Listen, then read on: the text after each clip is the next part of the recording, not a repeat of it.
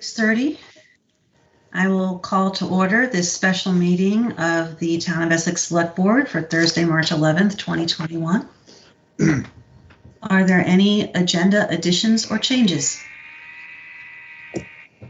We have a couple of items to include in the packet. They both go with the one business item, 5A. We have a letter from Andy Cooper regarding the petition to reconsider Article 2 from the Australian ballot vote on March 2nd. That is the cover letter that accompanied the petition that was submitted.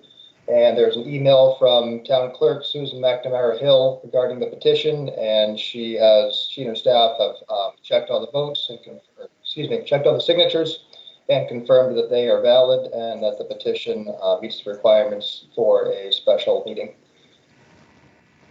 Okay. Thank you, Greg. Any other agenda additions from board members or changes? All right, I'll take a motion to approve the agenda as amended.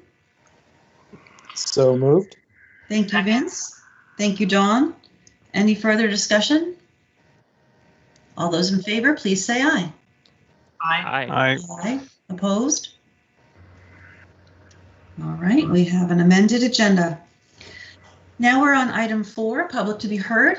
This is the part of the meeting when the public can talk with the select board about items that are not on the agenda. If you have something you wish to talk to the select board about that is not on the agenda, you can do so by raising your hand by using the Teams toolbar or indicating in the chat that you wish to speak. Would anybody like to speak to the board about items that are not on the agenda?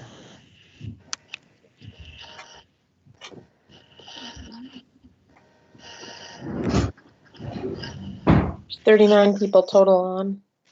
Thank you. I don't see anybody raising their hand to speak up. Go ahead, Irene. Oh boy, here we go.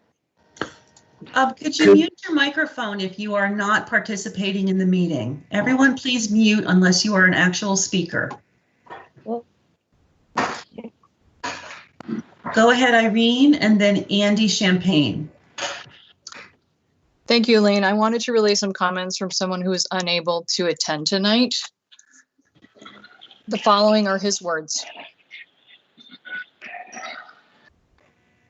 I have a concern about fixed income and senior impact of the merger tax on their finances.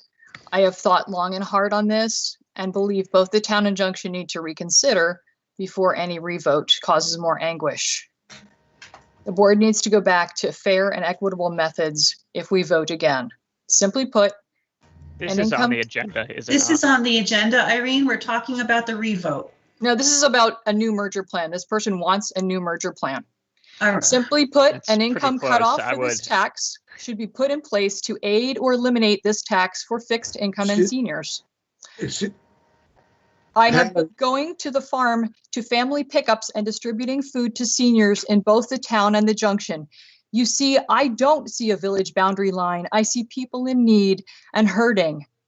Not a tax break driving people to make harder, not a tax increase, excuse me, driving people to make even harder decisions on food and prescriptions. Thank you. Irene, you need to tell us the name of this person who's given you their comments. He wanted them anonymous. So you can say they're my comments if you must, but they're on behalf of someone else. And I would argue that those are very much in regards to a merger conversation that we have as a business item. It's also, I think, a very fair and valid point to relay that those concerns are equally true for those who live in the village and would not see tax relief in a continually inequitable situation. So with respect, I think that members of the select board did comment, Irene, that this was fitting in a agenda item that is currently on, or rather that we will be dealing with later tonight. It's just when we make a comment like that, it needs to be at the appropriate time and place. Thank you. Thank you. Darby, can you please be sure to note in the minutes that the individual whose comments were shared wish to remain anonymous? I'll do that. Thank you. Thank you, Darby. Andy Champagne, do you have any comments or questions regarding business that is not on the agenda tonight? I do. Can you hear me okay? I can, but try to be a little louder, okay? Okay, how's this? That's great.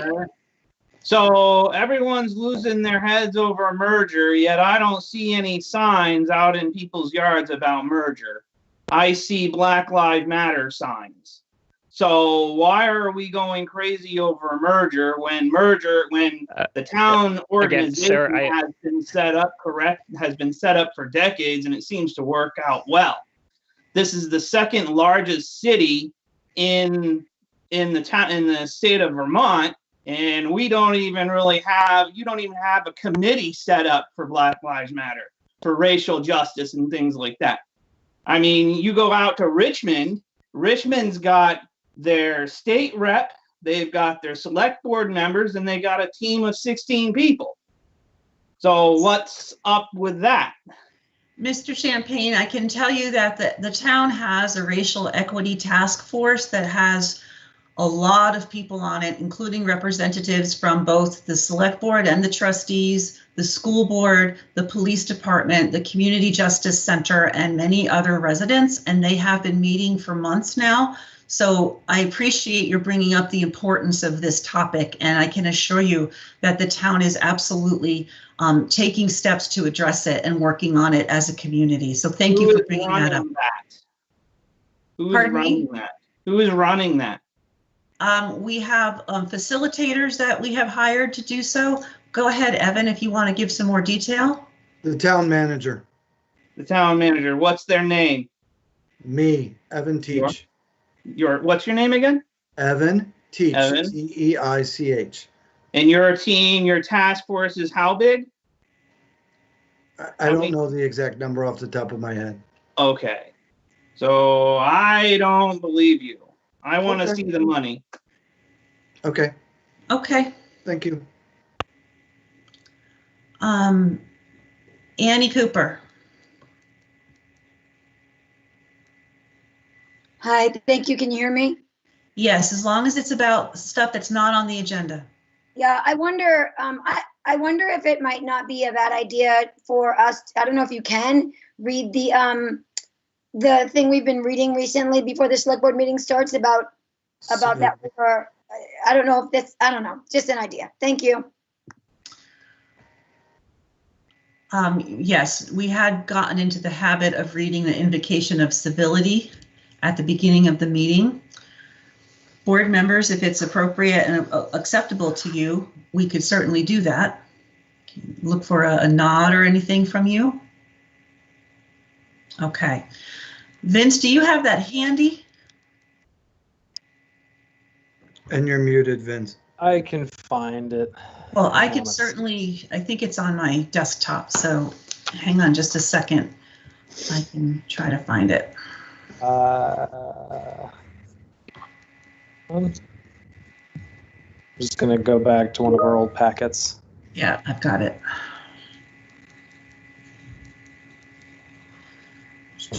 I should know all the words by now. All right.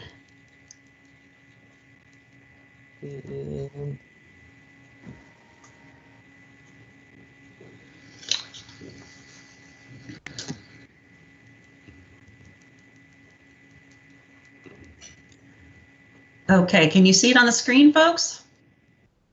Yep. Okay, go ahead. We are gathered together in civil assembly. We gather as a community in the oldest sense of the word. We gather to come together and try to make decisions about what is right, about what is wrong. Let us advocate for our positions, but not at the expense of others. Let us remember that there is an immense gap between saying, I am right, and saying, I believe I am right. And that our neighbors with whom we might disagree are good people, with hopes and dreams as true and high as ours. And let us always remember that, in the end, caring for each other in this community is of far greater importance than any difference we may have. Thank you for being here this evening. Thank you, Vince. Anytime. Okay. Have I stopped sharing my screen? I think I have. Okay. Is there anybody else who wishes to speak to the board on items that are not on the agenda? Dennis Bergeron. Can you hear me? Yes, we can. I just wanted to relate that, you know what I mean, I believe that the select board and the members that are on the screen now should have respect for other people. You know what I mean? There's a lot of stuff that's going on in this world today. And if a person raises their hand and they want to say something, I believe this meeting's about a revote. So whatever people say, you should sit back and let them speak their words, and instead of interrupting and stuff like that. You know, I think that's the most common sense. Maybe you should practice what you're preaching on that statement that you made. Thank you. Anybody else who wishes to speak on items that are not on the agenda?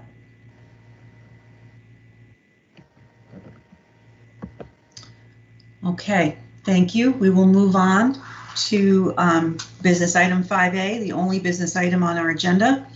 Consider approval of warning for special town meeting on April 13th in response to voter-backed petition. Evan, would you like to open it up? Sure.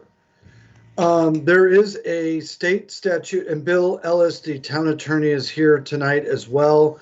If I get my words wrong, Bill, you can please correct me. But the vote happened last week, March 2nd. There is a provision in the state statutes that petitioners can ask or seek a reconsideration vote of a vote. They must do so within 30 days.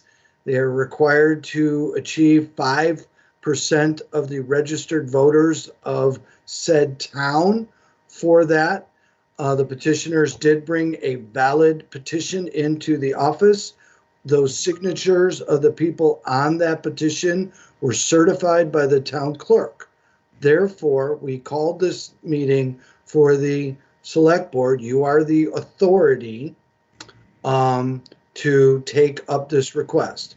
The other part of the statute by the state is the petition is required within 30 days of said election. It is required to have 5% of the registered voters. It does. It asks you to put it on the April 13th ballot, which is the next election available to the community. That is certainly in your purview. The select board has 60 days. It has to hold an election within 60 days. That is the state statute. It is not whether you should or shouldn't. It's a question of, is it valid? Are there questions? Which there certainly are. And if not on April 13th, what day? And then we can also go into, for the people at home, the town of Essex uses the Essex Westford School District property for its elections. The village votes at the high school, the town votes at the middle school. April 13th is reserved in both gyms for that purpose. There is others that if you choose another day, we are going to have to work with the school district to find a day that we can use their property for those things, because those are the normal voting places. Staff is here, Bill Ellis is here. We have some representatives from the school district who are here that can answer any of your questions about this item and any of the legalities around it. But this is one last thing. This was not brought forth by the village or the town. It was a citizen petition. Thank you, Evan. So I think what we'll do is our usual habit. The board will discuss for a bit, and then before we vote, we'll open it up to the public. So board members, questions, comments?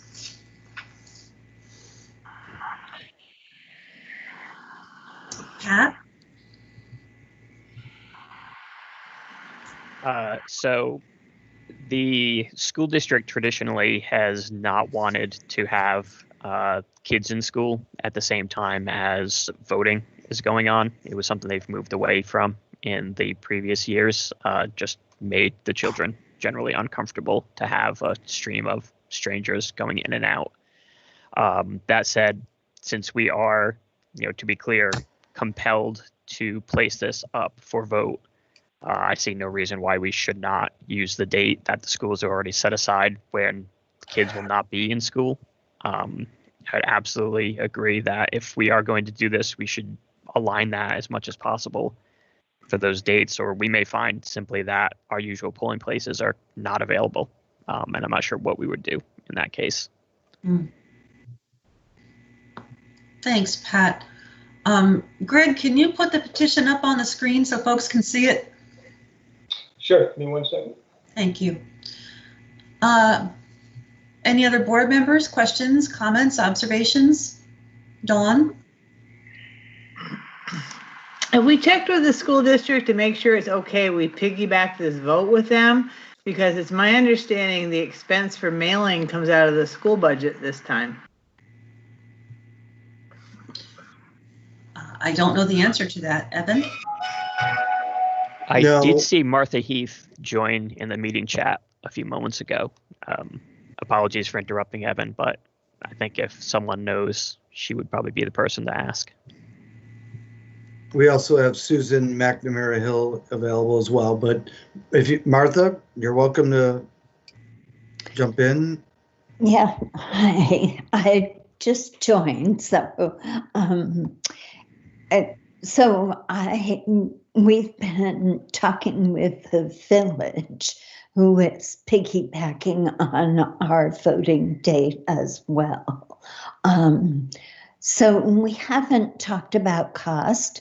There is a possibility of getting reimbursed for the cost because the state put aside quite a bit of money for town meeting day and other elections happening this spring to help with the cost of mailing ballots and so forth if communities wanted to do that.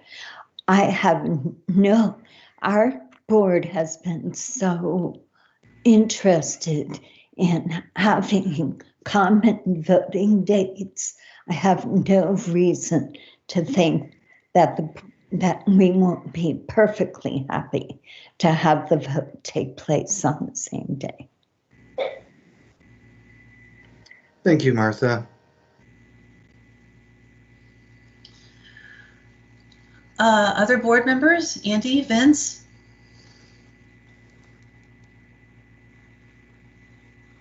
Yeah, I'm trying to find my hand. There it is. Go right ahead, Andy. Hand moved. I think Patrick mentioned that kids won't be in school that day. I think that is a school day. April 13th is a school day, as was the town meeting day. Kids were in school that day also. But anyway, a number of questions that I had raised, I think have been addressed. There was a question of whether the authorization to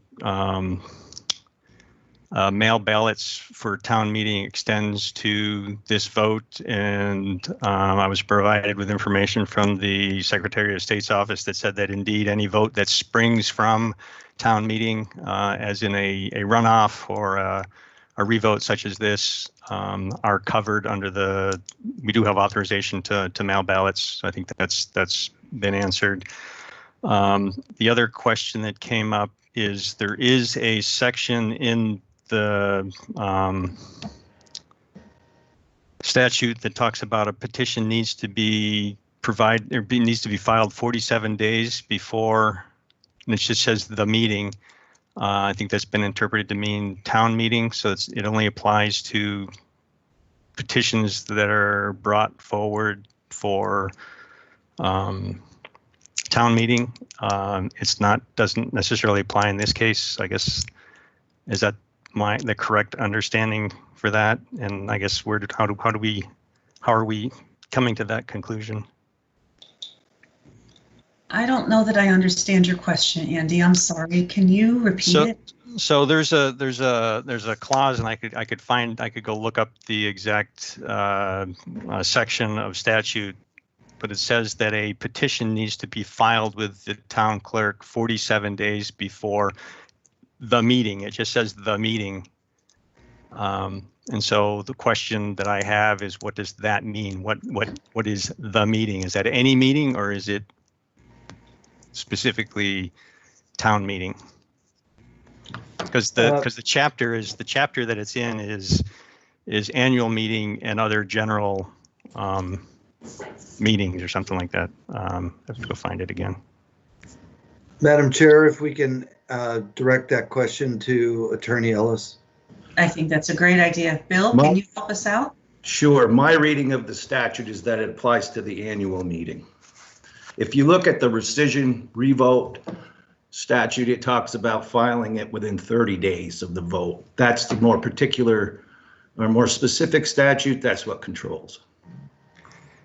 But I'm wondering, it says it has to be filed not less than 47 days before the meeting. And but you're saying that's specifically town meeting, not that's the meeting that where it's revoted.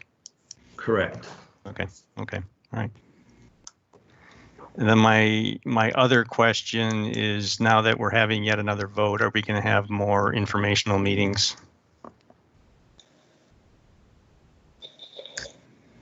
Bill, do you know whether I don't recall what happened the last time we had a revote in our community. Were there subsequent public information meetings prior to the revote as well? Is that something we should be scheduling? I don't recall whether there were or not, but it's certainly within your discretion to do so. Evan? So the statute is silent, as I remember about this. That is clearly up to the select board and your desire to do it. But you can schedule those at any time. They do not need to be scheduled tonight, but that is the board's flavor as to whether you specifically want to do them. If so, staff will certainly put in whatever help needed to do that. Okay. Pat? You're muted, buddy. Thanks. I would be very hesitant about us trying to schedule information about this. I don't think we schedule any informational meeting about previous citizen petitions that have come to us. And I also think as a board, while we had a specific stance on merger itself, I think that, to be frank, this is a new topic.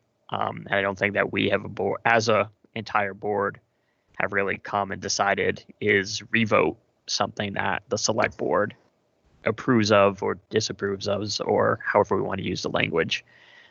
So, I mean, my gut feeling is that I would be very hesitant unless we really, mechanically at another select board meeting said, this is the position we are going to take on a revote. And then if we wanted to do informational meetings after that, so be it. But I don't think that's something we should be talking about or planning tonight. Bill? Yeah, Evan did a great job summarizing, but he left out one important piece. Once you have a petition signed by 5% of the voters, you don't have any discretion. You have to warn within 60 days a revote. It's not a question of whether there'll be a revote. You have discretion as to when it's going to happen, but it has to happen. Okay. Thank you, my colleague and lawyer, Bill Ellis. Dawn? I'm sorry, I should get all my questions together at the same time. And I apologize. I understand that there was a petition presented at the trustees meeting Tuesday night, which I didn't watch. And I'm not sure what that petition was for. And how does it impact our revote on the merger? Evan? Okay, so they petitioned the village board to put a advisory question on the ballot for the village, stating that if merger, and I'm paraphrasing because I don't have it in front of me, Susan, I don't know if you do, I'm paraphrasing, if the vote for merger is not approved in the negative, then they wish that no later than November 2021, the village put on a measure on its ballot for separation. It goes on to say that they do not want any other sharing of services or intergovernmental agreements except for the potentially the police department. Again, that's paraphrasing from memory. So the relationship between what was presented to the trustees versus what we're seeing tonight is basically a dependency. We are being asked to put this on the ballot tonight for April, and then the outcome of that vote in April would determine would be advised by the initiative or the question on that was presented to the trustees the other night. Thank you. And again, far be it, I'm a little out of step here, but it's advisory. Right. It has no authority beyond that. However, usually boards take those very seriously, as depending upon the vote, you'll see how much support it gets. Andy, you had your hand up? Yeah, I one question I was going to ask is probably inappropriate because it's not our jurisdiction, so I'll withdraw it. The other thing is for the 3+3 citizen-led petition, we did have a number of informational meetings. So to say that we haven't done it before is so. I think maybe we should talk about it at some point. You're right. It's not necessarily a topic for tonight. We did have informational meetings on that because the select board put it on the ballot. So we had 2 public hearings prior to the initial vote. I think the difference here is because it's a revote. And certainly, you guys meet next week. You certainly can add that to your agenda. That's proper. Okay. Would that be the consensus of the board, perhaps, to add that to our agenda next week to discuss potential informational meetings regarding this vote? Yeah, I'd like to discuss that. Yep. I think we should. Yep. So let's add that to Monday night. So returning to the initial question about putting this on the ballot in April, on April 13th, or a different date, are there other questions or comments or observations from board members? I have no questions. Thanks, Vince. Okay. If you don't have further questions or discussion, then before we make any vote, Evan, did you have something you wanted to add? Pat has his hands up. Oh, thank you. Go ahead, Pat. No worries. Sorry.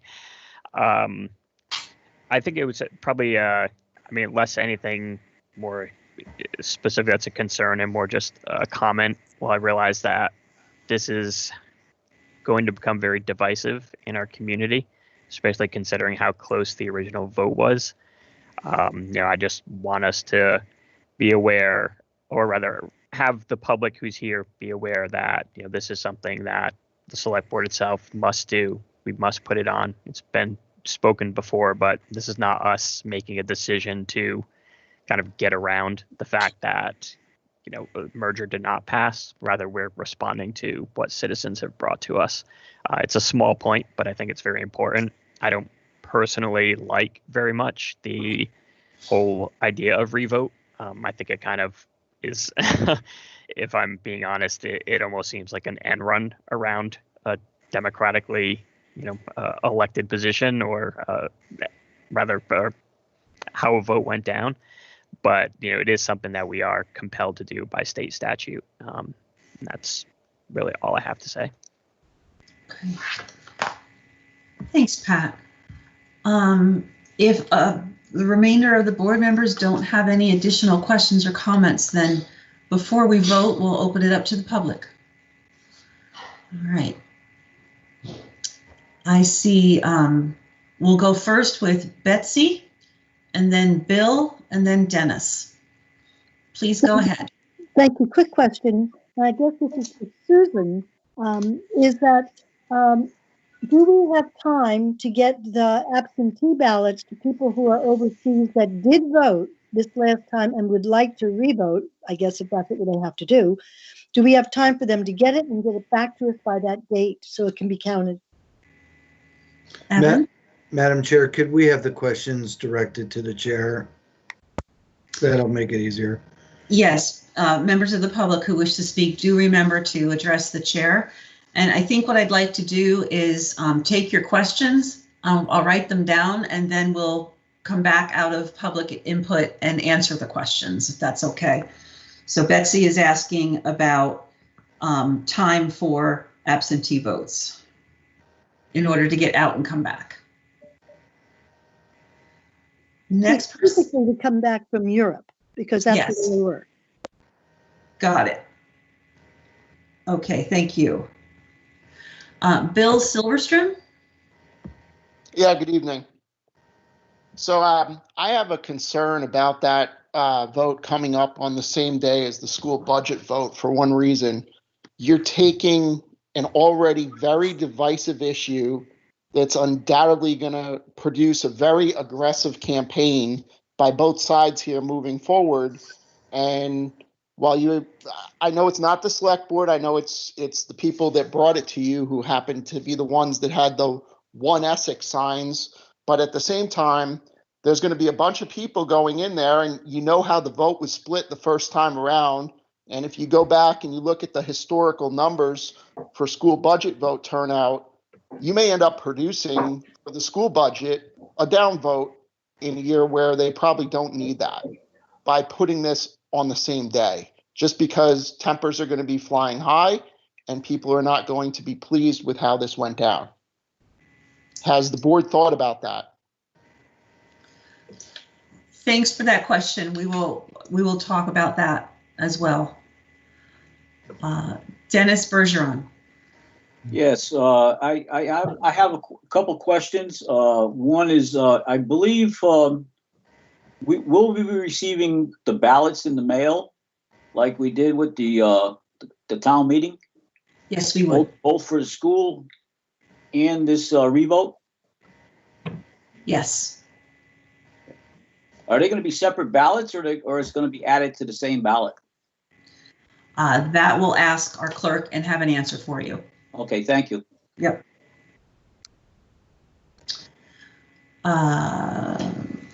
Mary and then Bruce. Hi, I want to comment on your and Betsy's little discussion there. I would prefer if you would try to answer questions now instead of writing them down and answering them later, because my experience has been that sometimes if I would hear an answer, let's say that you might give Betsy, I might have further information to say, but wait a minute, don't you remember that back when we had this? And then it becomes a discussion. So if you just write down the questions and we can't speak again because it's closed off, that's not a discussion. So I would just prefer that we try to do it in a way that we all have an opportunity to participate. Other people that don't have a question might have a question once they hear, an answer. So that's just what I would request of you. Thank you. I appreciate the request. I'm going to try to make a list of the questions so that we can be respectful of everyone's time. And if we have further need for clarification, we will do our best to get that from the folks who asked the questions. Bruce and then Michael. Madam Chair, can we get Mary's last name, please, for the record before we move on? Oh, yes, Mary, what is your last name? Mary? Oh, Post. Thank you. Thanks.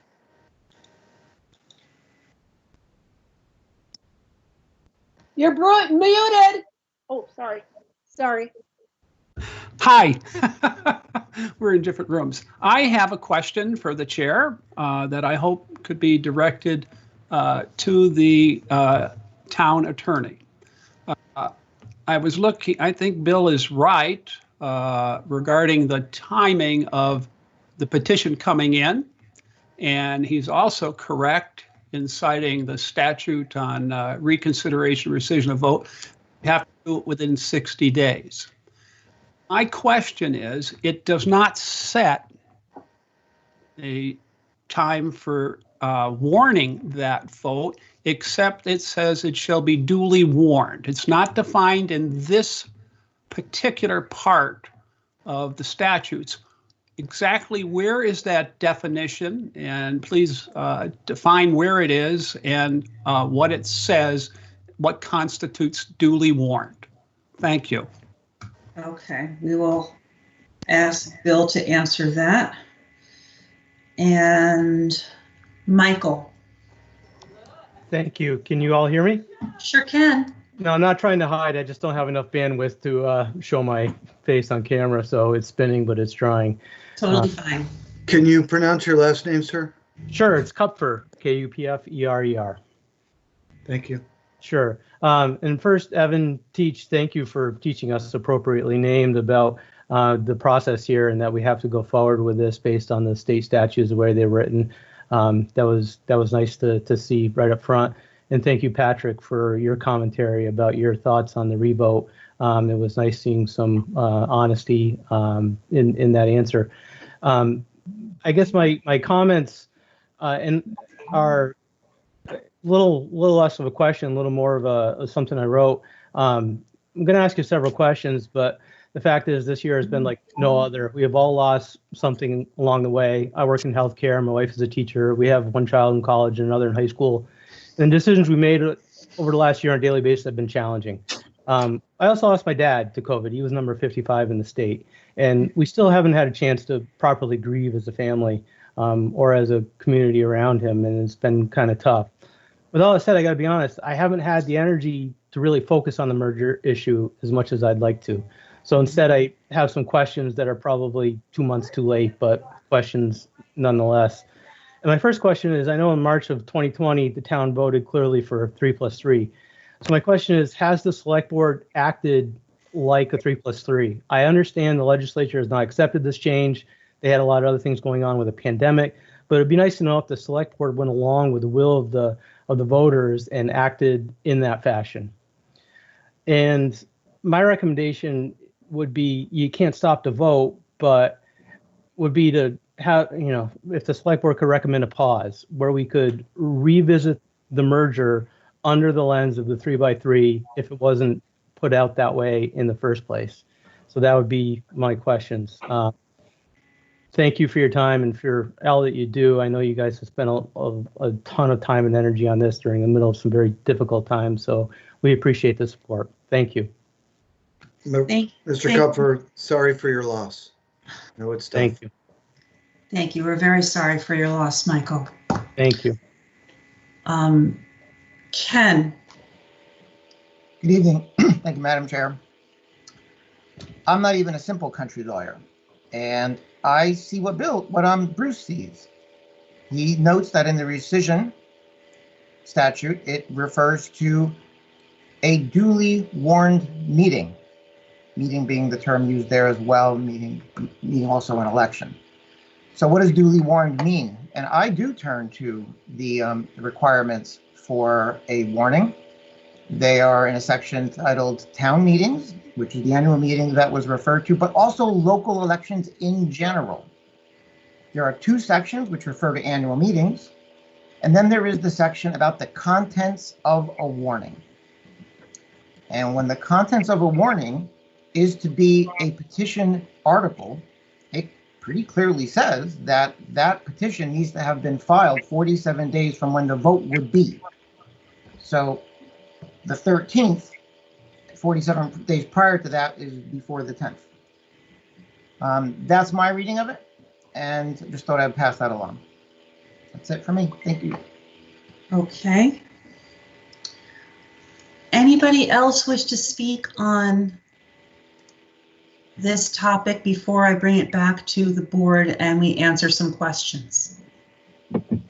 Era Hagen, my apologies if I mispronounced your name. That is a-okay. So it's Ara Hagen. Thank you for taking the time, Madam Chair, and everyone here tonight for being on a very long road of lots of ups and downs and opinions. So I appreciate what everybody is doing. So thank you. I would like to just advise and ask that I think it would save money if we were to include the vote, which we're required to do, on upcoming election and ballot that's sort of already on the radar. Secondly, I think there is very strong momentum to separate with the village and the town if this does go down as a no vote. If that's how it goes, that's a-okay, but I think there is long-term costs for both the town that we should be aware of and convey to constituents that there would be a increased cost either way, if it's a no vote or if the village separates. There's sort of an increased cost coming. If we merge, that's the least costly component, how I'm seeing it. So if there are information sessions or anything like that, if there's a way to share or understand what those costs are, that would be terrific. Thank you. Okay, thank you. Irene and then Bob. Thank you, Madam Chair.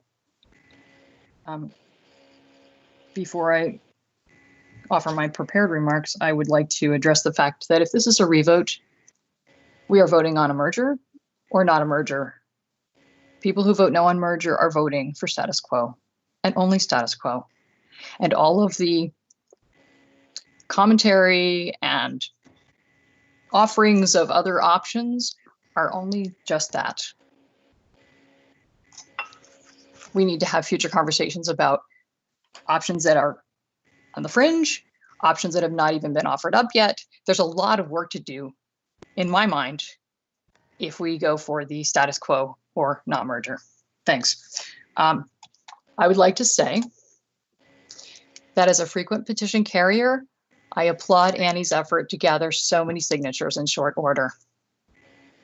I also appreciate Evan reminding us of the statute that tells us about the timing of the warning needed after a petition is submitted. However, as a voter and a taxpayer, I also expect my town to do its utmost to follow the laws about elections and proper notifications thereof. I appreciate that the statute you have in your packet responds to a petition and warns a vote and considers warning a vote for April 13th, which does satisfy the timing of a rescission per statute. My understanding is that any local election, as Bruce and Ken alluded to, including this one, must also satisfy statute with regard to the rules about the warning itself, not just the timing, but the content of the warning. And this is where April 13th misses the mark. Per Title 17, if Bill hasn't already found it yet, Chapter 55, Section 2642, A3A, quote, "The warning shall also contain any articles requested by petition signed by at least 5% of the voters of the municipality and filed with the municipal clerk not less than 47 days before the date of the meeting." End quote. We have passed the magic 47-day mark. According to my reading of that statute, you may warn a meeting, that is a vote, between 47 and 60 days from yesterday, March 10th, which would allow you to warn a vote for Tuesday, April 27th, or Tuesday, May 4th, but no sooner. Thank you. Bob?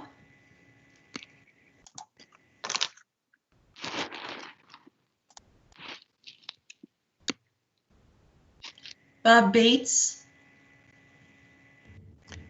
Bob, you're on mute. Okay, I think I'm on now. Can you hear me now? Yes, we can. Okay, thank you, Madam Chairman. My apologies for coming in late to this meeting. I was on another Zoom meeting for a church event, so I'm sure I've missed a lot, and hopefully I'm not repeating things, but I would agree with concerns that have been expressed recently about the timing and in compliance with state statute. But more importantly, I'm concerned that our community is truly suffering from merger fatigue, along with pandemic fatigue. I don't think we've ever seen anything in the 30 years I've been in this town, including discussions on previous merger attempts and votes.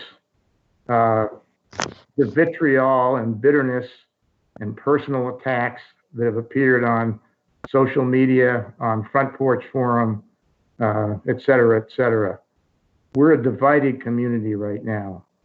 And we need to take a deep breath and start to heal. I would definitely advocate for moving this vote out as far as we could, be it May 4th, I think Irene just mentioned. And I understand that we incur the cost of another election to do that. But, you know, we've incurred a heck of a lot of cost over the past 2 or 3 years in everything that's been done to investigate the merger proposal that was just defeated. You know, KSV, attorneys, et cetera, et cetera, et cetera. So another few $1,000s at this point would be worth it, in my view, if we allowed our new board to come together with the trustees and look at what are the definite needs that perhaps have been overlooked by both parties, both sides of the issue, and what can we resolve collaboratively in a less than 2-month period before we have to do a revote. It's possible, as someone else just alluded to, that we might come up with a plan that was more acceptable to people on both sides of the issue. So I would encourage us not to rush this, not to put this on that April 13th ballot. Give our boards a little time to work collaboratively together. And I know that's been going on for years now, but now the rubber hits the road and we have a definite time frame to work with. So, and I think, again, I want to emphasize there's a lot of emotional scars in our community right now as a result of all this. We need to heal as a community before we rush into another vote. Thank you. Thank you. Jason and then Lisa. Hi, I'm Jason Baldessaro. I have a few questions and a comment, I suppose. The first question I have for you to take down, please, Madam Chairwoman, is do we know what the actual cost of mailing the 16,000 plus ballots out on a separate balloting measure would be? Because I think it's more than just a few $1,000s. I think it's probably considerably more. Secondly, do we have any options to warn to move the meeting on the 13th further out if there is a few day issue with what Irene's brought up? And third, just as someone who sees the passion that I haven't seen before in my community, I would be less in favor of moving this vote out further. I think it should happen as soon as possible within the law, while people are passionate and while people are energized to get out and actually vote their opinion and vote for what they think is good for the community. That's all I have. Okay. Thank you. Thank you. Lisa and then Mike. Sorry, this is Gil on behalf of. Hi, Gil. Okay. Sorry, I wanted to second that comment. I think I understand the desire to push this vote out a little bit longer, but I'll just say, first of all, I wasn't initially all for this revote. I thought, the people had spoken, we're done, let's move on. But I think that we've been trying to do this for 20 years, and we continue to fail. And this isn't the first time that this merger vote has been put to a revote based on campaigning and petitioning. And I felt that the village residents are serious about separating. And as both a previous village member and an Essex town member, I'm very concerned about what Bob Bates was just talking about, the kind of fractured division of our community. And I feel that creating more legal loopholes and barriers and pushing this vote out longer to make it more expensive really just doesn't make sense. I think we need to vote now on this again. And I don't think this is just about a vote for merger or no merger status quo. The village is making it very clear that they're fed up with the status quo. I was part of that status quo for 13 years. I live out in the town. I think we had a plan on the books for a fair and equitable and gradual transition to a more equitable point of taxation of both town residents and village residents. It was a close vote, and I'm worried about seeing this community divide. I really don't want it to happen, but I do think that is a very serious possibility. Aside from what Irene is insinuating, this is a serious potential possibility. So I feel like we do need to revote, and I think we need to revote soon. That's all I'll say. Thank you. Mike. Yes, thank you, Madam Chairman. In the past few days, I'm going to read part of this stuff because I don't speak necessarily contemporarily, whatever. You know, in the past few days, I've been collecting signatures for the revote. I've knocked on well over 100 doors. I've walked over 20,000 steps. My watch has told me so. And I met some excellent. I had some excellent conversations with residents, and we really are a friendly place. We have people who are. I had very few conversations that were at all uncomfortable, and many people. We discussed a lot of stuff. So I'd like to explain why I did all that.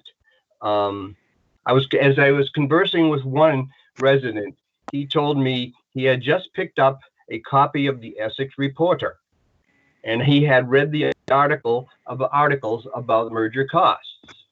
And I was surprised, and I said, "Are you sure it's the Essex Reporter?" He said, "Yes." He says, "Wait a second, I will get it for you." And he left the door, and he came back with this. I hope that's in focus. Mm-hmm. I asked him to look carefully at the banner. When he did, he said, "Oh, I thought this was the Essex Reporter."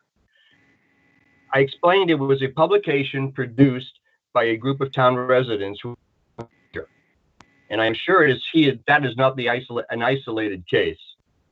I feel it's very unfortunate that the publication masquerades as a public service when it's clearly meant to mislead the reader. How many votes were misled by this publication? It bothers me quite greatly. I absolutely understand why the town outside the village taxpayer would not want to vote for merger.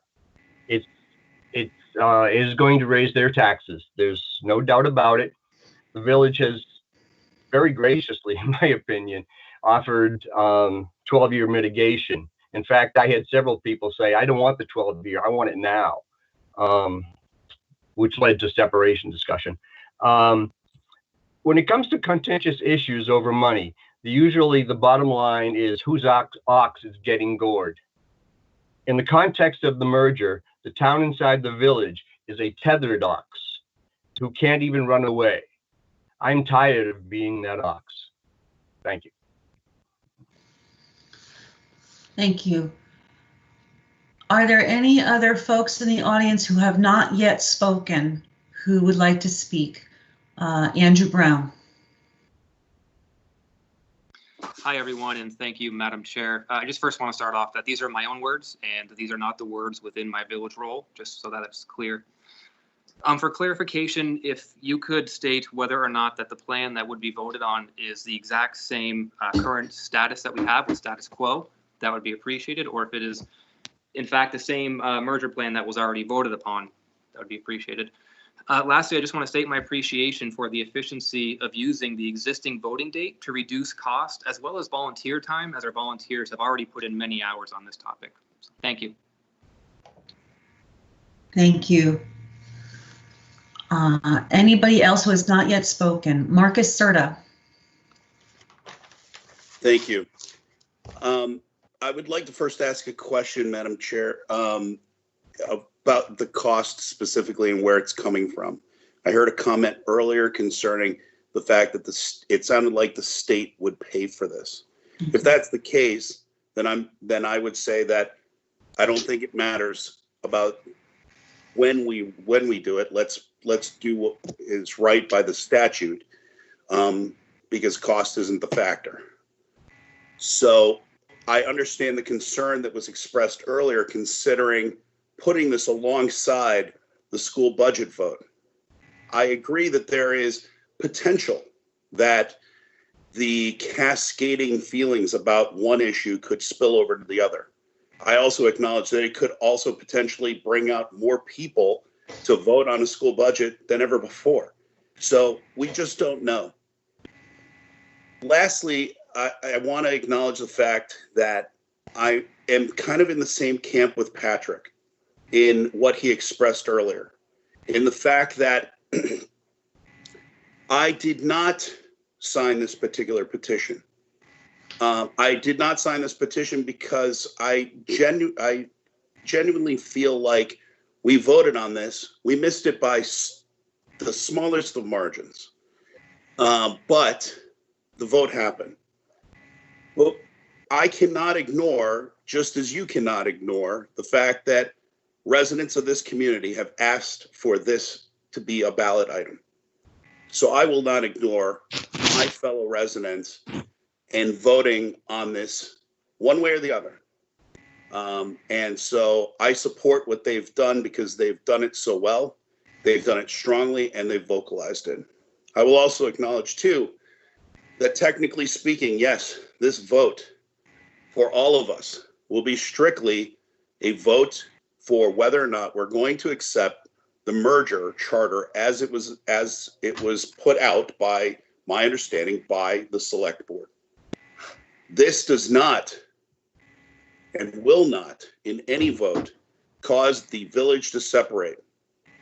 But we cannot ignore the fact that unlike in past conversations, and right now there is that petition before the village. So everybody needs to be aware that village residents have spoke loudly and with conviction that change will happen, whether you want to do it with us or not.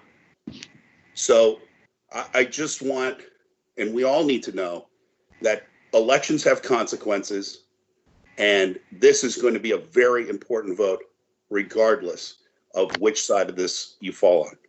Thank you. Thank you. Raj.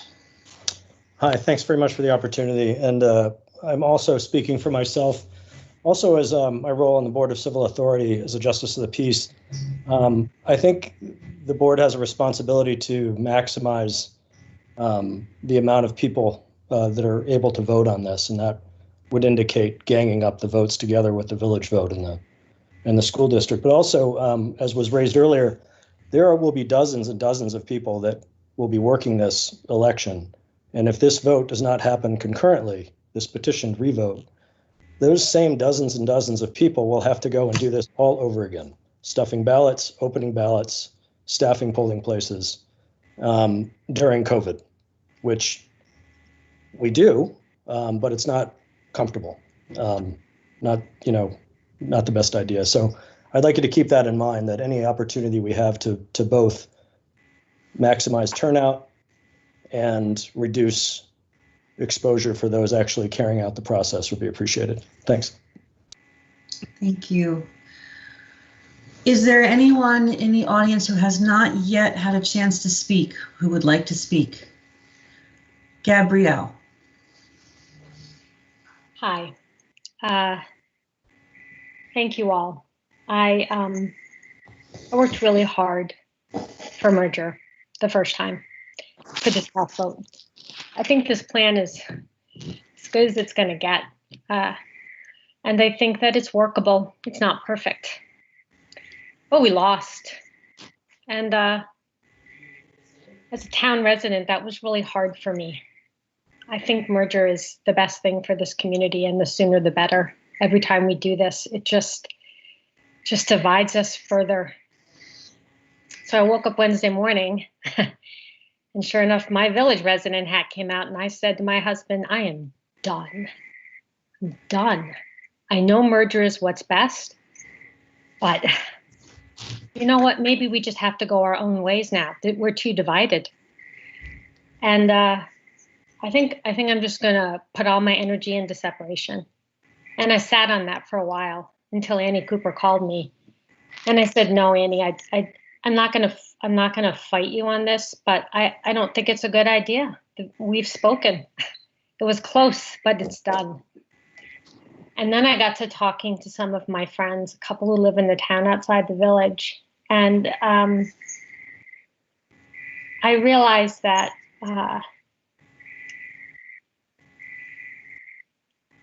this is it for me, and I want to give merger one last chance.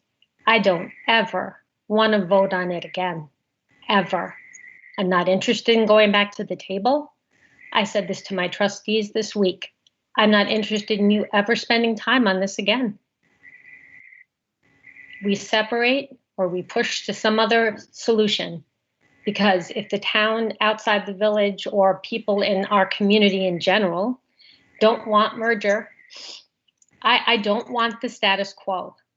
And this effort was our way in the village of communicating to the rest of our community. I understand that the ballot can only say, do you want merger, this plan, or do you want to separate? The point of the other petition is to help everyone understand that that is the choice in front of you. I can't guarantee we'll get separation through, but I can guarantee you that's where our energy is going to go in the village. It is not going to be to come, speaking for myself as a resident, it's not going to be to come back to the table and do this again. I love Essex. I want to see us come through this together, but I'm okay with coming through it separately. Thank you all so much for all the hard work you have put into this. And I know you can hear the emotion in my voice.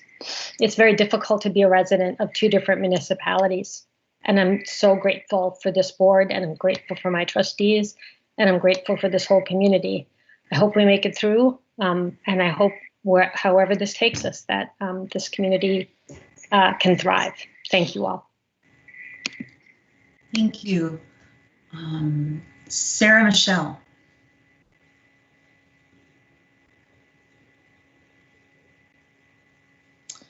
Oh, I didn't even know I had my hand up, but yes, I'll speak. Thank you. I agree with all the reasons Michael, Raj, Gil, if I said his name correct, Andrew, and there was another woman who spoke about the reasons why to place this, why to put this on the April ballot. Those are all incredible reasons, and I beg you guys to follow through with that. Another reason I think would be really important to the village residents is that to have it in April will give us that final answer, because yes, I agree with the fact that I don't want to vote on merger again. Like, this is it. And the village needs time. We need time for discussions before November if merger doesn't pass. So I ask that you think about half of your constituents, who are half of your constituents right now, and allow us the time that we need to do to talk about separation and see what that all means. So if you put it off, that's really doing a disservice to half of your constituents. Thank you. Thank you. Is there anyone else who'd like to speak who has not spoken yet?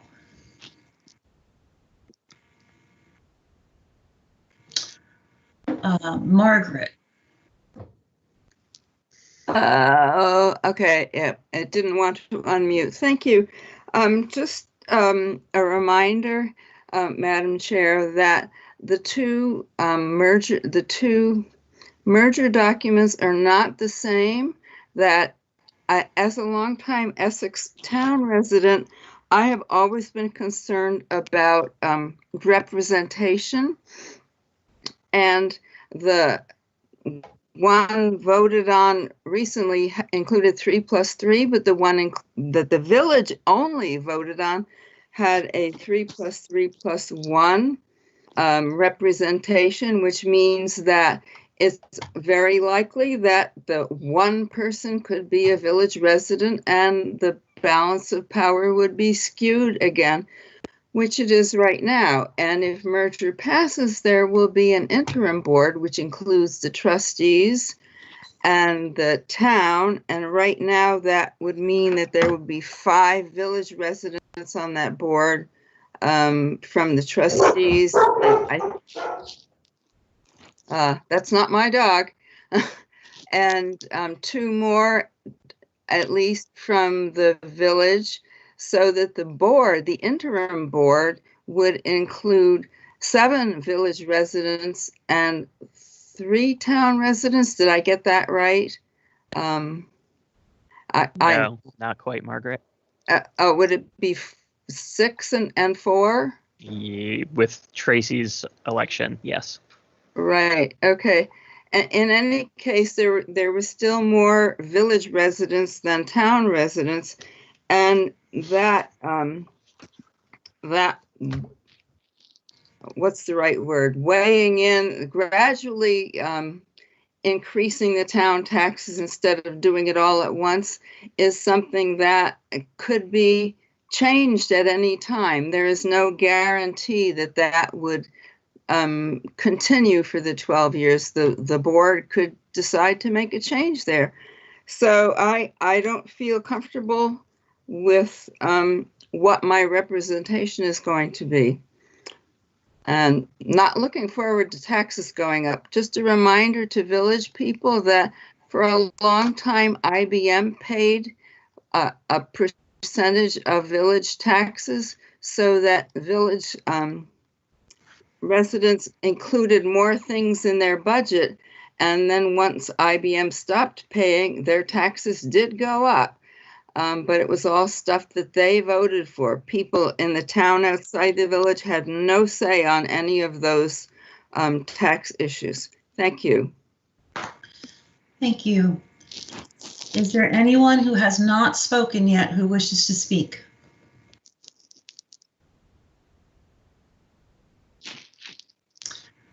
Okay, we have 3 folks who have already spoken once. We'll go in order. Betsy, Mary, Dennis, please keep your remarks very brief since you've already had a chance to speak, and then we will move back to the board. I guess I get first. Thank you. So I know you've taken the under advisement that you may have informational meetings.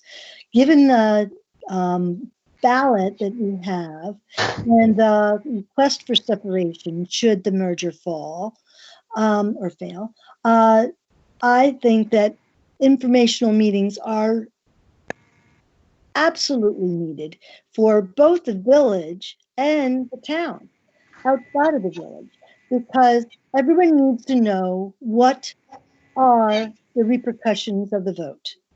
And it can't be, well, we talked about it before. We need to have a very clear statement and not based on 2 years ago data. We need to have it right now here and clear, I think.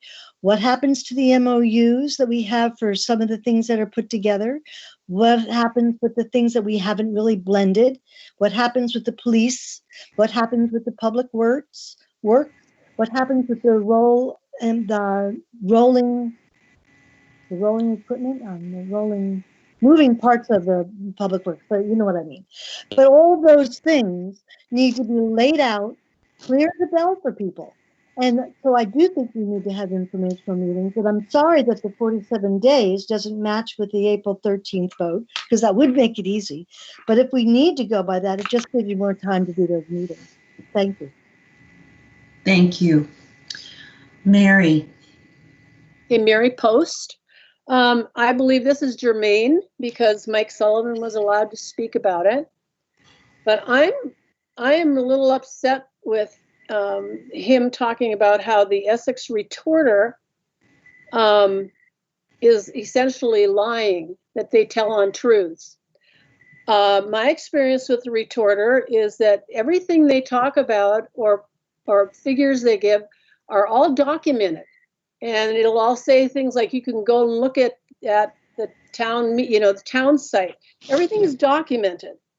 And, the people that work on the Essex retorter were accused of being liars. They were accused of absolutely giving misinformation, and I'm paraphrasing now, I don't have the exact words, but essentially accused of giving wrong information and being manipulative. And then later, Sarah Macy, our own beloved Sarah Macy, exonerated them and said, no, actually, that the figures they were giving were correct. So at a subsequent meeting, it was brought up a little bit about they were correct, and there was no apology given, just something said about, we maybe got our own, math wrong. And they were never still given an apology. All the venues where the accusations and the defamation, I believe, of their character was put out was never, ever retracted.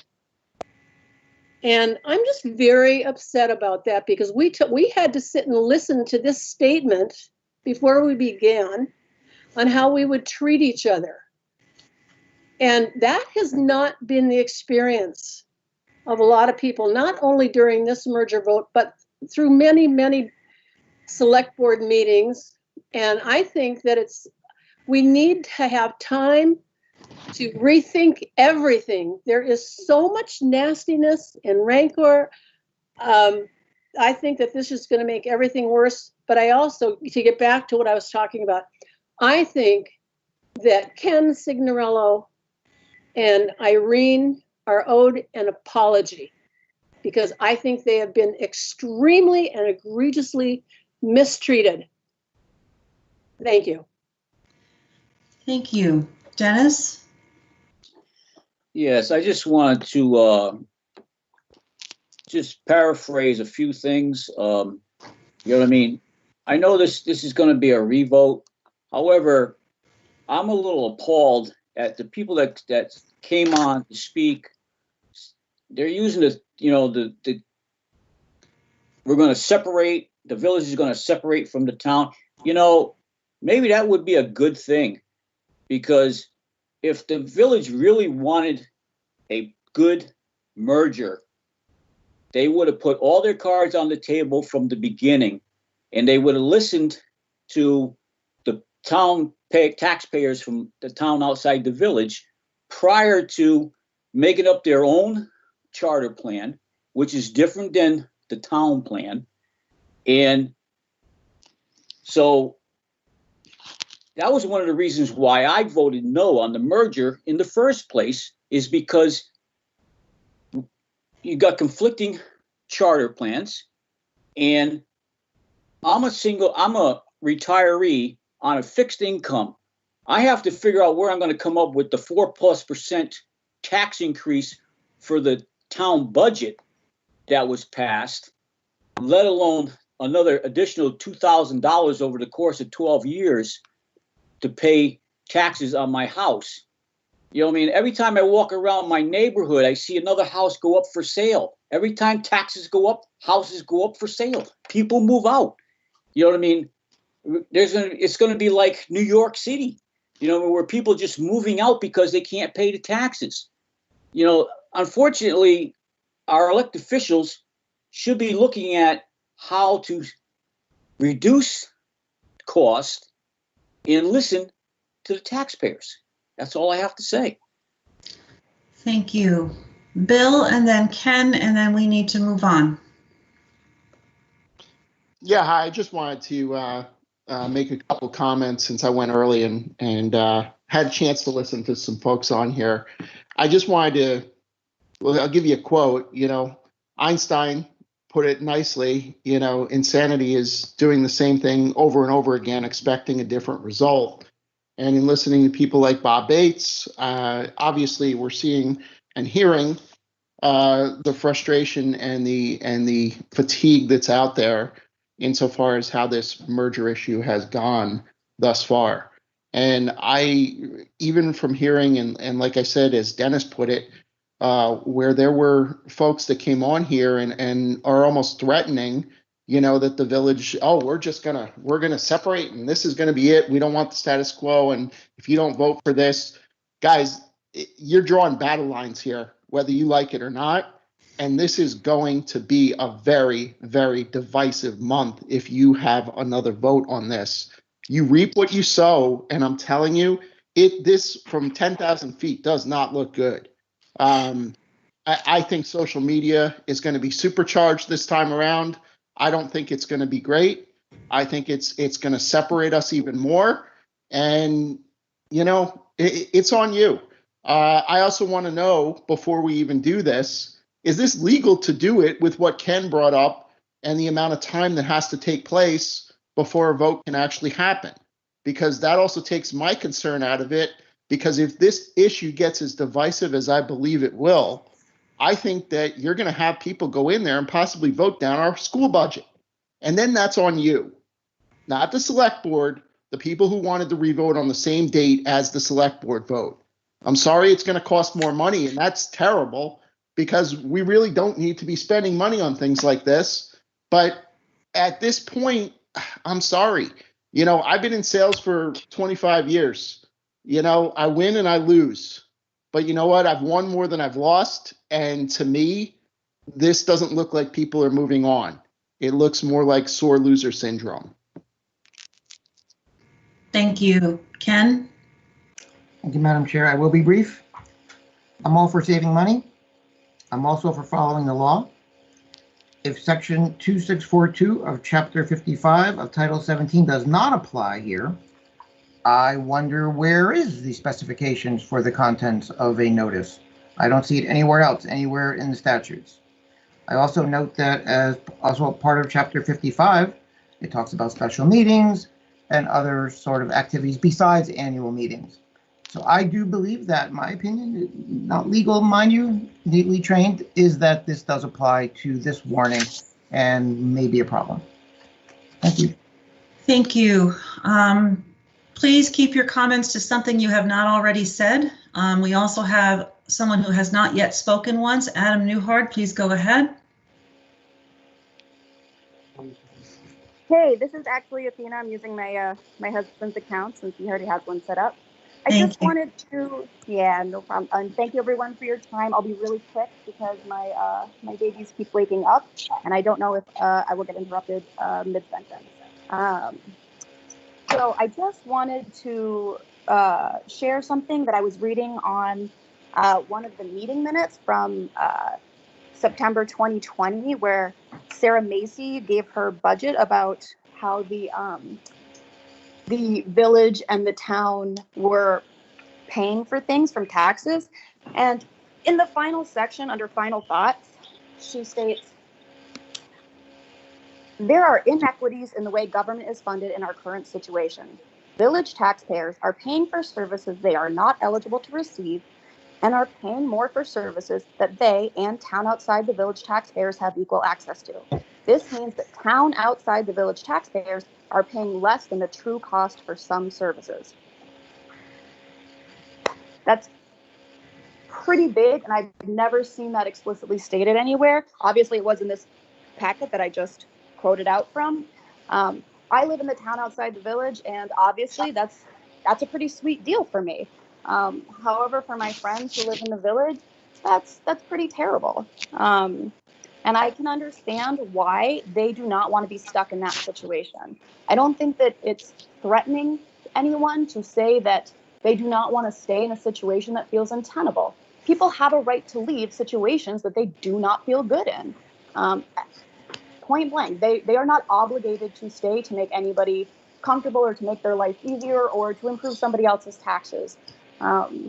People have a right to their own autonomy and to do what is best for them. And I absolutely support their decision to do that, even though separation would cause my taxes to skyrocket.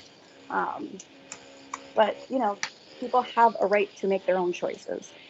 And thank you very much. Thank you. Jason, brief comments?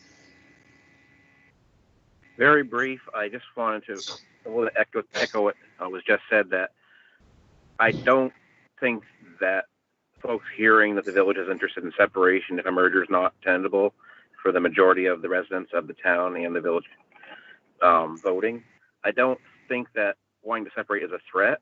I think it's just trying to be educational that there really is finally the momentum to move forward. And I'm torn on what's better, merger or separation. Honestly, I love the village that I live in. I love the town outside the village. But if we do totally need different things, that will be what it comes down to. But I think overall we should be able to combine it into a one entity. But if not, I definitely see that the energy is there to look towards separation, and I don't think that's meant as a threat to anyone. It's just the facts of what's the position we're in. Thank you. Thank you. Irene, brief comments. Thank you. I believe separation is unaffordable for the village, or else the village would have gone there already. So I do believe it's an idle threat, and I don't appreciate it. The quote that Athena offered, I have rebutted at length on Facebook, and I will continue to rebut it at length. There are no services that the village pays for that the town outside the village. I won't go down there, but suffice it to say, there is no proof for the 4 departments that have not yet consolidated that statement was true and holds up. I would hope that Annie would reconsider her reconsideration and offer the select board some sort of deal.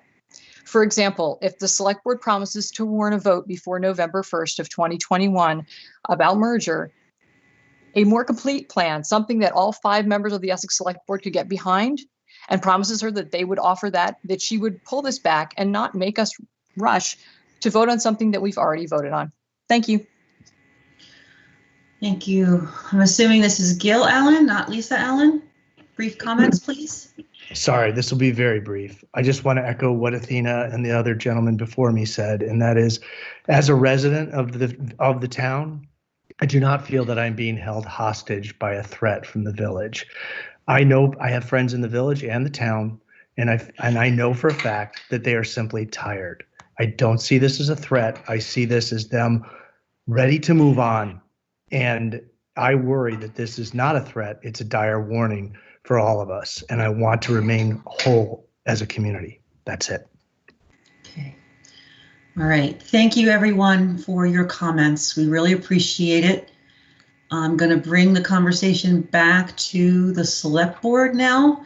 We have a number of questions that I've gathered over the conversation, and so we'll just proceed from there. So the first questions were, will there be time for absentee ballots from overseas to come in with the timeline that we're looking at? So I'm guessing that's a question for Evan and Susan. I will defer to Susan on that. Okay, the timeline for the ballots will be about the same as it was for town meeting. We have about 70 overseas voters that we are able to email ballots to. I'm sorry about my lighting here. We're able to email the ballots to them, but they have to print those and fill them out and mail them back by regular mail with a signed certificate. And we did get several back in time for March 2nd. And I email those as soon as I don't wait for the actual ballots to arrive. I usually send the proof when I get it so that they get it earlier and they have time to fill it out and get it back. But I expect it to be about the same timeline. Okay. Thank you, Susan. Thank you. Okay. So that's that one. There were several questions regarding the 30 days versus 47 days. So there were, I think, 4 different people asked about that. So can we have some information about that? I would like Bill Ellis, the town attorney, to address that, please. Okay. I thought I addressed it earlier in the meeting, but the specific statute regarding rescission says a petition needs to be submitted within 30 days of the vote. So I don't believe 47 days applies. That's my opinion. I'm going to stick with it. And Susan, I don't know if you had any conversation with the Secretary of State's office on the subject matter. No, but this is a petition for a revote. It is not a petition to put something on the town meeting ballot or warning. And the statute is very specific. There's a specific statute for reconsideration or rescission of articles voted on at a meeting, a previous meeting. And the petition has to be received within 30 days of the vote. And the board, once it's received, has to set a meeting date to vote on it within 60 days of receipt. Thank you. Okay. Thank you, Susan and Bill and Evan. There was a question about the ballots themselves. Will these questions be on separate ballots, or will all the questions be on one piece of paper? What will that look like when people open their mail? I am trying very hard. Sorry, just decided to start. It was coming to you anyway, Susan. Do you want me to answer this? I'm trying very hard to get it on one ballot, 2 sides. But the village ballot is very long, and I think the school district ballot is pretty long, and we might have to go over onto another page. Unless, I mean, possibly you could do an 18-inch long ballot, but I don't know. We're gonna try as hard as we can to get it all on one piece of paper that's double-sided. Okay. Thank you. There was a question regarding whether the select board was already implementing 3+3, and then whether the select board should revisit 3+3 in the merger charter. So if I'm incorrect in interpreting, I can answer that. of course, then go right ahead. Okay, thanks. The merger statute is, not the merger statute, the reconsideration rescission statute is clear. You have to have the same article, no changes. Sorry, Bill, if I'm stepping on your toes. It is, you have to put out the same article, no changes. Right. And then there, I think we missed one alert. There's a question, a person was worried about the school vote, and have we given any consideration to that? Yes, we've given a lot of consideration to the school budget vote, so much so that I contacted their CFO about if the April 13th vote was moved, what was the school district comfortable with? He did not want to speak for the board because he had not had that conversation with, but based upon the state law, if their budget does not pass, they have to figure out what they want to do in terms of presenting a new budget. They have to warn it, etc., etc. His unofficial conversation with me was, we could do something no later than May 4th. That would give time for at least one more vote with the proper warnings. So that's just the answer to that question. That's why we also wanted to make sure that if the select board was of a mind to do April 13th, That was one option. The next option, latest, would be May 4th because of other notice requirements. Sorry to interrupt, Madam Chair. Thank you, Evan. You might as well keep going. The next question is about the cost of the mailing. Just before the meeting, I sent an email from Susan, our town clerk. Please don't quote me on the exact number, but it is somewhere just above $25,000 to do an Australian ballot with all the envelopes, all the ballots, this postage and printing. And then there was a comment, will the state pay for it? The state is stating that there's a pot of money that they will look to communities to do some reimbursements. That is generally thought to be for town meeting votes. We have no indication yet that the state would reimburse the town for any expenses beyond town meeting, because it's a pool of money statewide. Okay. There was also a question about whether the select board could consider moving the April 13th meeting out a little bit. That's not our jurisdiction. That is the annual meeting of the trustees. So Evan, unless I'm misinterpreting that question, that's not something the select board can do. That is not in the purview of the select board to move anybody else's meeting. I referred to my previous statement about the school district. It would be the concern of whether it's the town or the village that their partner in the school district is not harmed. Okay. And can I ask a related question on that? Just a clarification. When does the school district need to warn their vote if it's going to be on the 13th? Or has it already been warned for the 13th? They've already warned it. Okay. Okay. So I was confused by Evan's comments that it could move to May 4th. That's where I'm.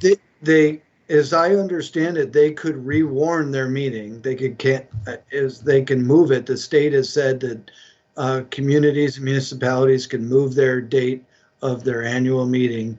They could do that, I believe, and I'll leave the lawyering to Bill. But they We did that last year, Evan. What's that? We did that last year. The school board warned originally, and then COVID hit, so it was rewarned. There's precedent. And so, and so the following date, the latest, because of warning requirements for an annual meeting, not a reconsideration, is, I believe, I really hate to do this. I believe it is 47 days, but that is for an annual meeting, not reconsideration or rescission. We would just match it because we really would only want one more election. And then we've mentioned elections are very difficult to administer. You have a town this size, 16,000 registered voters. That's envelopes, that's mailings, that's stamps, it's postage, it's absentees, it's people overseas. And it is also happening at a time when we are collecting taxes, we are collecting water bills, and we are doing dog licensing. It just, if it can be avoided and could be combined, that was a consideration we thought the select board should take up. Is there a complication with regard to printing the ballot, though, if there's a possibility that the school board's date could change?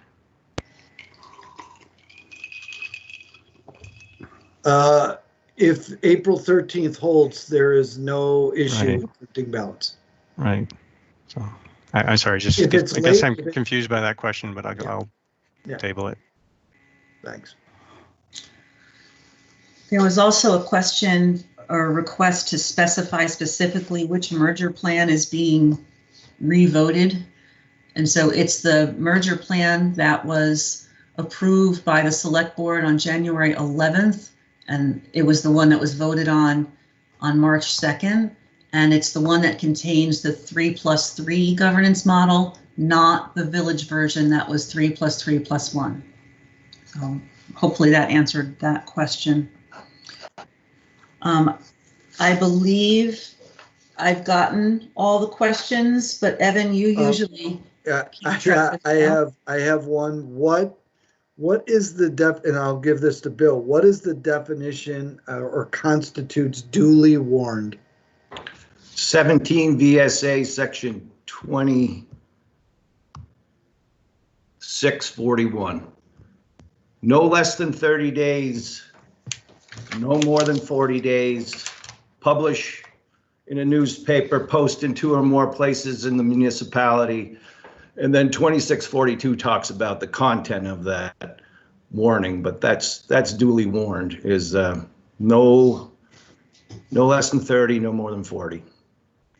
So you got a 10-day window in which, so that's why this meeting had to happen tonight, because you'd have to warn it for April 13th by Sunday, the 14th of March.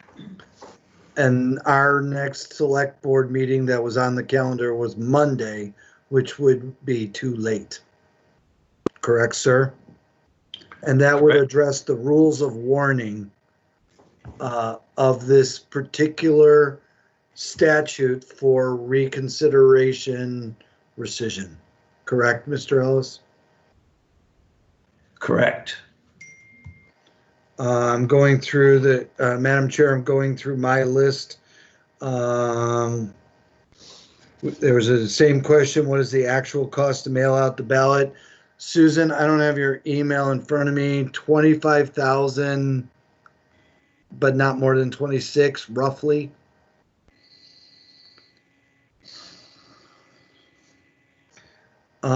Same question. What are the options to move it further out?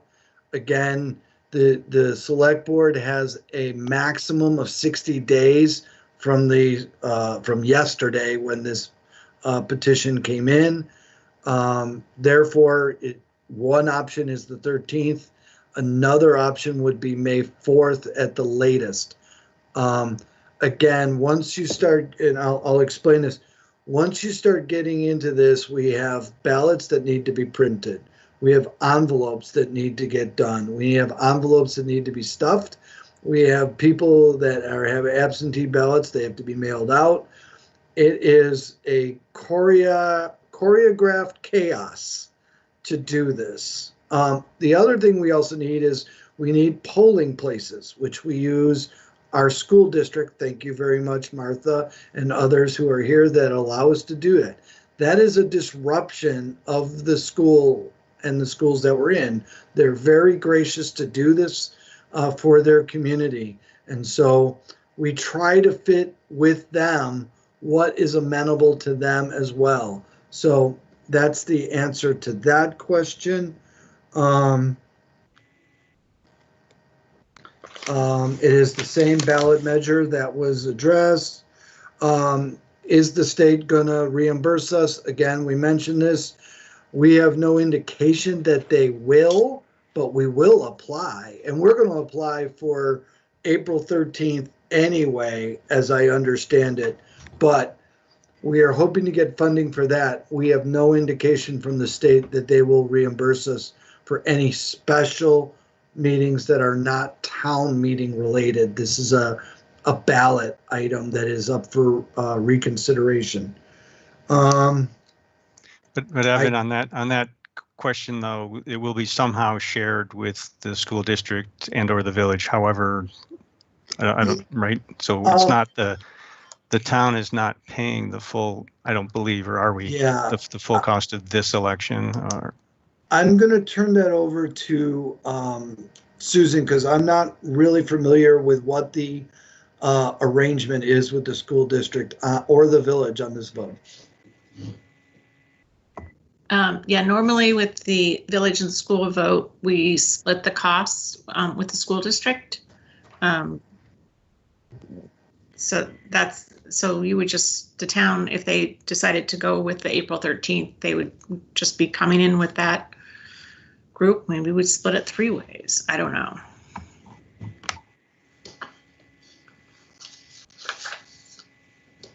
And again, this is a citizen-led petition. It is not coming from the town, but it is the right of the citizens to bring it. It is the requirement of the select board to address it and warn it. They can take a position on it, but it wasn't theirs to put it on the ballot. It's just required. Madam Chair, those were all the questions and things, other than there were comments, but they weren't questions. Well, we both got all the questions then, so thank you, Evan. Board members, further comments, observations, or questions?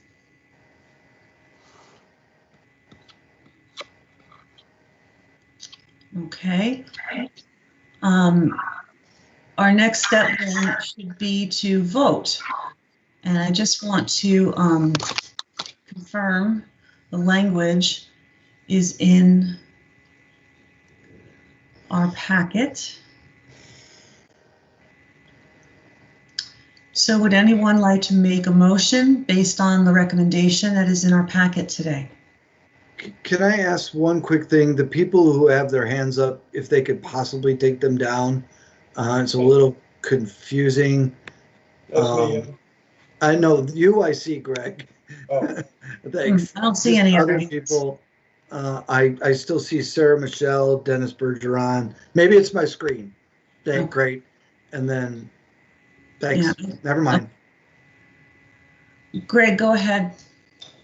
Sure. The motion that's in your packet was included last night before the town clerk had verified the signatures. Susan has done so at this point.